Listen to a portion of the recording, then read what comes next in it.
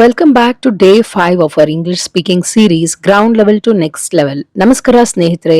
ಕಳೆದ 4 ದಿನಗಳಲ್ಲಿ ನಾವು ಒಂದು ಕರೆಕ್ಟ್ ಸೆಂಟೆನ್ಸ್ ಹೇಗೆ ಮಾಡಬೇಕು ಅನ್ನೋದನ್ನ ಸ್ಟೆಪ್ ಬೈ ಸ್ಟೆಪ್ ಕಲ್ತಿದ್ದೀವಿ. ಆದ್ರೆ ಒಂದು ಪ್ರಶ್ನೆ, ನಮ್ಮ ದಿನನಿತ್ಯದ ಜೀವನದಲ್ಲಿ ನಾವು ಯಾವಾಗಲೂ ಪಾಸಿಟಿವ್ ಸೆಂಟೆನ್ಸಸ್ ಮಾತ್ರ ಮಾತನಾಡ್ತೀವಾ? ನೋ.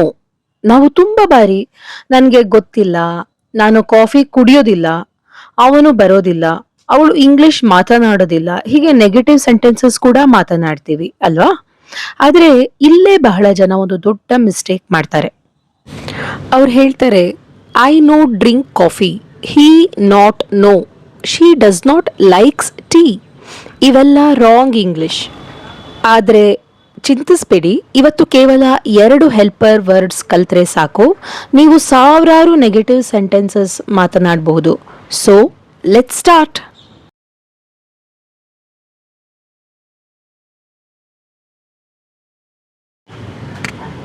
ಇಂಗ್ಲಿಷ್ನಲ್ಲಿ ಕೇವಲ ನೋ ಹಾಕಿದ್ರೆ ಸೆಂಟೆನ್ಸ್ ನೆಗೆಟಿವ್ ಆಗೋದಿಲ್ಲ. ನೆಗೆಟಿವ್ ಸೆಂಟೆನ್ಸ್ ಮಾಡೋದಕ್ಕೆ ನಮಗೆ ಒಬ್ರು ಹೆಲ್ಪರ್ ಬೇಕು. ಆ ಹೆಲ್ಪರ್ ಯಾರು ಗೊತ್ತಾ? ಇವತ್ತು ನಮಗೆ ಇಬ್ರು ಫ್ರೆಂಡ್ಸ್, ಡೋಂಟ್ ಮತ್ತೆ ಡಸಂಟ್. ಇವರಿಬ್ಬರನ್ನು ಸರಿಯಾಗಿ ಬಳಸಿದ್ರೆ ನೆಗೆಟಿವ್ ಸೆಂಟೆನ್ಸಸ್ ಮಾಡೋದು ತುಂಬಾ ಈಸಿ. ಮೊದಲು ಟೀಮ್ ಡೋಂಟ್ ನೋಡೋಣ. ಈ 4 ಸಬ್ಜೆಕ್ಟ್ಸ್ ಬಂದರೆ, ಅಂದರೆ ಐ, ವಿ, ಯು, ದೇ ಬಂದರೆ ನಾವು ಯಾವಾಗಲೂ ಡೋಂಟ್ ಬಳಸಬೇಕು. ಇದು ತುಂಬ ಈಸಿ ನೋಡಿ. ಪಾಸಿಟಿವ್ ಸೆಂಟೆನ್ಸ್ನಲ್ಲಿ ಐ ಲರ್ನ್ ಇಂಗ್ಲಿಷ್ ಅಂತಿದ್ರೆ ನೆಗೆಟಿವ್ ಏನಾಗುತ್ತೆ? I don't learn English. Positive ಸೆಂಟೆನ್ಸ್ನಲ್ಲಿ ವಿ ಡ್ರಿಂಕ್ ಟೀ ಅಂತ ಇದ್ರೆ ನೆಗೆಟಿವ್ ಏನಾಗುತ್ತೆ? We don't drink tea. Positive sentence they play cricket ಅಂತ ಇದ್ರೆ ನೆಗೆಟಿವ್ ಸೆಂಟೆನ್ಸ್ ಏನಾಗುತ್ತೆ? They don't play cricket.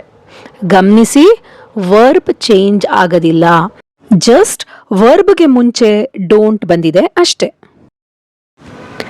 ಈಗ ನಮ್ಮ ಎರಡನೇ ಟೀಮ್ ಇದರಲ್ಲಿದ್ದಾರೆ he, she, it, Rahul.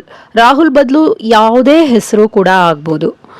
My brother ಅಥವಾ my sister, my uncle, aunt, ಯಾರೇ ಆಗ್ಬೋದು.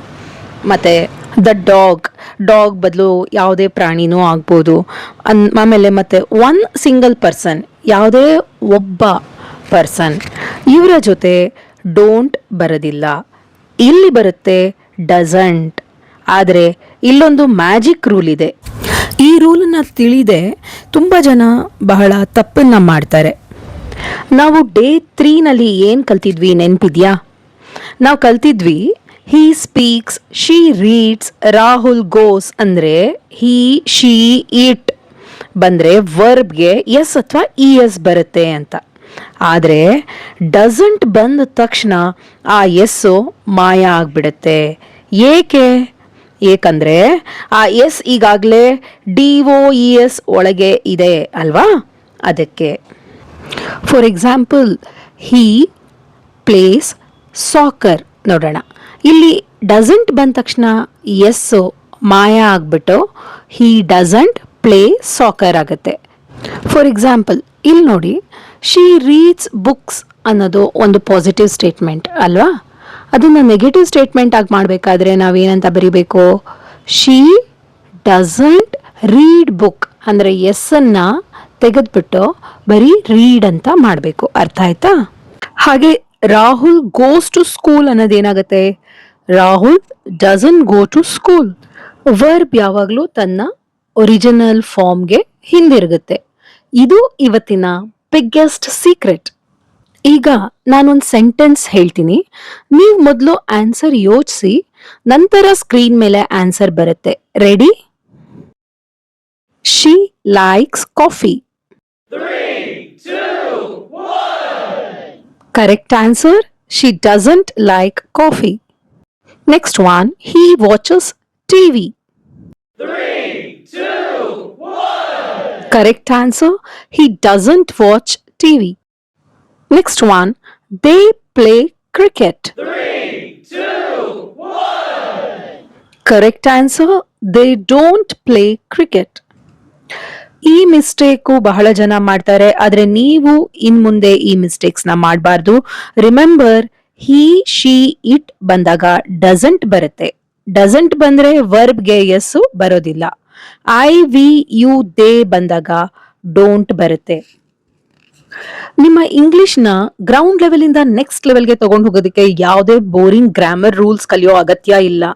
ದಿನಾನು ಈ 3 ಸಿಂಪಲ್ ಹ್ಯಾಬಿಟ್ಸ್ ಫಾಲೋ ಮಾಡಿ ಸಾಕು.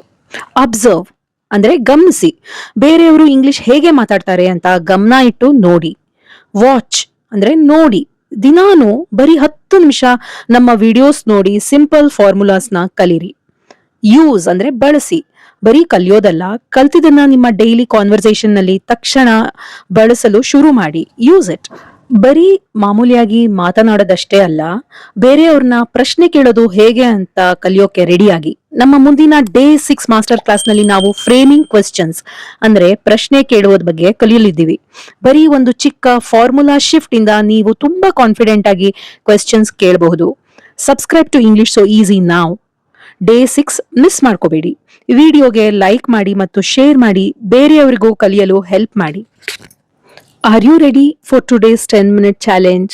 ಹೌದು, ದಿನಾನು ಕೇವಲ 10 ನಿಮಿಷ ಮೀಸಲಿಟ್ಟು ಇಂಗ್ಲಿಷ್ ಕಲಿಯೋಕೆ ನೀವೆಲ್ಲ ರೆಡಿನಾ? ಇವತ್ತಿನ ಚಾಲೆಂಜ್, ನಾನು ಸ್ಕ್ರೀನ್ ಮೇಲೆ 5 ಕನ್ನಡ ವಾಕ್ಯಗಳನ್ನ ಕೊಡ್ತಾ ಇದ್ದೀನಿ. ನೀವು ಇವತ್ತು ಕಲಿತ ಆ ಸಿಂಪಲ್ ಫಾರ್ಮುಲಾನ ಬಳಸಿ ಇವುಗಳನ್ನ ನೀವು ಇಂಗ್ಲಿಷ್ಗೆ ಟ್ರಾನ್ಸ್ಲೇಟ್ ಮಾಡಬೇಕು. ನಿಮ್ಮ ಉತ್ತರಗಳನ್ನ ತಕ್ಷಣ ಕೆಳಗೆ ಇರೋ ಕಮೆಂಟ್ ಸೆಕ್ಷನ್ ಅಲ್ಲಿ ಟೈಪ್ ಮಾಡಿ ತಿಳಿಸಿ. ತಪ್ಪುಗಳ ಬಗ್ಗೆ ಯೋಚನೆ ಮಾಡಬೇಡಿ. Don't worry about mistakes. ನಿಮ್ಮ ಪ್ರತಿಯೊಂದು ಕಮೆಂಟ್ ಅನ್ನ ನಾನು ಪರ್ಸನಲ್ ಆಗಿ ನೋಡಿ ಕರೆಕ್ಷನ್ ಮಾಡಿ ಕೊಡ್ತೀನಿ. So let's start the 10-minute challenge right now. ನಿಮ್ಮ ಉತ್ತರಗಳಿಗಾಗಿ ನಾನು ಕಾಯ್ತಾ ಇರ್ತೀನಿ. Keep learning, keep practising. See you in the next video. Bye bye.